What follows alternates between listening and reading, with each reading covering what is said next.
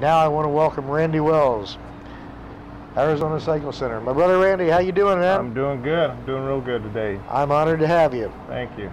So, tell us about Randy. Now, you are an Arizona native, right? Yes, I'm a 5th generation native Arizona. 5th generation. Yeah. How far back does that go? 1850. Wow. Yeah. That's a long time. Yeah, So, homesteaded. so what brought him out here then? Mainly it was because of my great-great-grandmother's health. Needed a drier climate and get out of the humidity and all that. So it came to that. Okay. A lot of people came out here for health. Yeah. Others came out and just liked the weather and decided they were staying or coming back. Yeah. I know more than a few people who said they ended up in California because they ran out of gas, or ended up in Phoenix because they ran out of gas on the way to California. Right, yeah. So, any of you who relate to that, yeah, give me a call. I'm not one of them.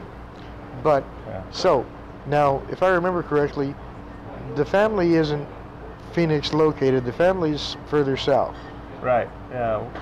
Actually, the homestead is in Douglas, just north of Douglas, Arizona. And then from there, we all branched out and went different ways, but mainly it was the mining is what my family grew up doing. My dad and grandfather were all miners and worked in the copper mines and all around Arizona. But yeah, I grew up in a small town called Ajo. I know Ajo. Yeah. Garlic, right? Pardon me? Ajo is garlic? Yes. Yep. Yeah, it's native for garlic. I love Ajo. I like the town too. Yeah. But I love Ajo. Yeah. And so, what brought you to Phoenix?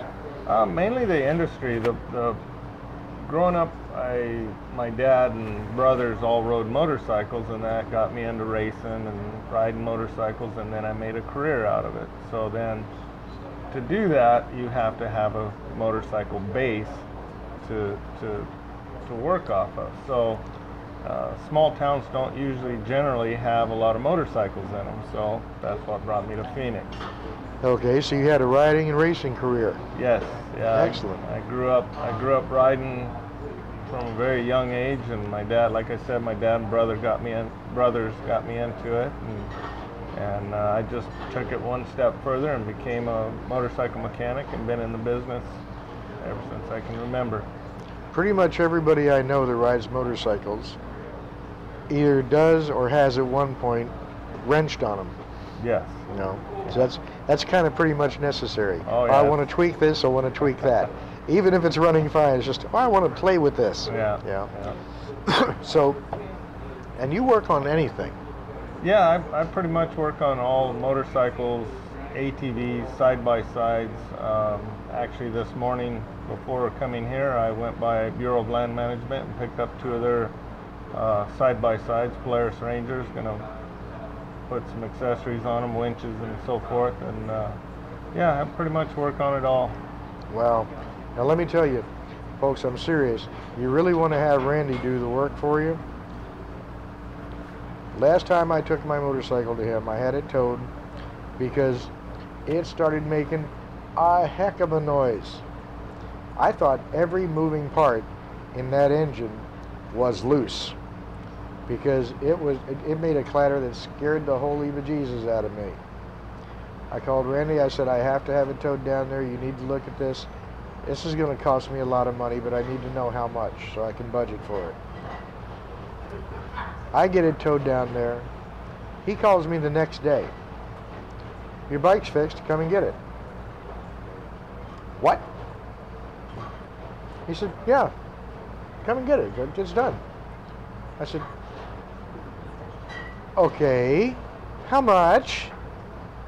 Because he's a motorcycle mechanic. I mean, you know, he does charge.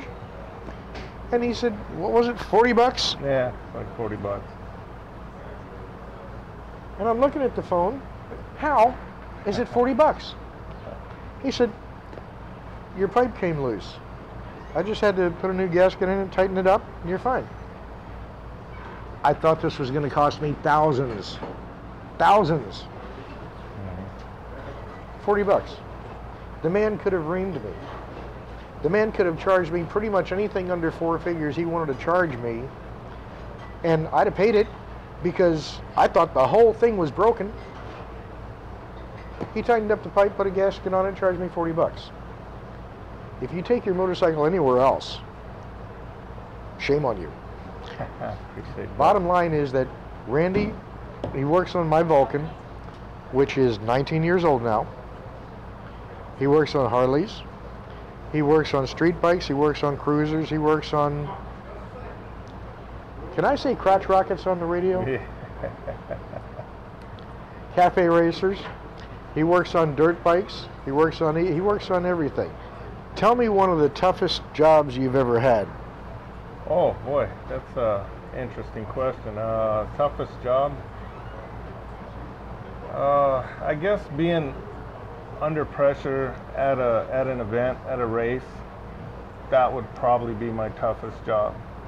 My oldest son and my youngest son now also race, and you're limited on time, how much time you have to do something when you're at an event. It's a timed event. So that's probably the toughest job is when we're at a race and under the gun, trying to beat the clock and having to do a certain task, whatever that may be, you know, switching a wheel out, or I've even rebuilt top ends on the clock, so to speak, and under the gun. And that must have been a challenge and a half. Yeah, it was. There was. How long did that take you to replace the top end? Wow. About 30 minutes. Normally, I don't do that in the shop. That's not a normal thing. Well, no, because you're not you're not racing in the shop. But it's a 2-stroke top end Case Reed motor, so it's relatively easy. But you still got to get everything apart, get it off, new piston, new cylinder, you know, and back together. So I did a complete top end, both wheels, air filters, everything, and back together in just shy of 30 minutes. That's wild. That's probably the toughest. So tell everybody, have you got the website running yet? No, I'm working on the website, but you can find us on Facebook, Arizona Cycle Center, on Facebook, Instagram. The website's still working on getting the website up and going. But, okay. Well, if you need some outside help on that, I'm not him. But but I do know people that do websites, and they can probably have you up and running pretty quickly. Yeah. And so you're on Facebook. Are you on any other social media?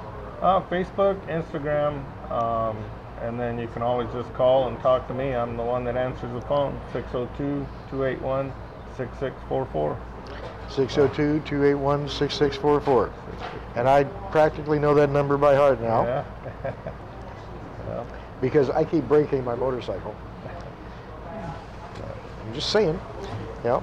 But the bottom line is that you're on Facebook, and that's the easiest way to reach you. Yeah. And what other social media? Instagram, Facebook, Instagram.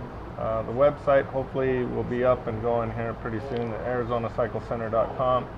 I have the domain name. I just got to get it finalized and finished. But probably the best way is just contact me, give me a call, 602-281-6644. Okay, and if they need to swing by and see you.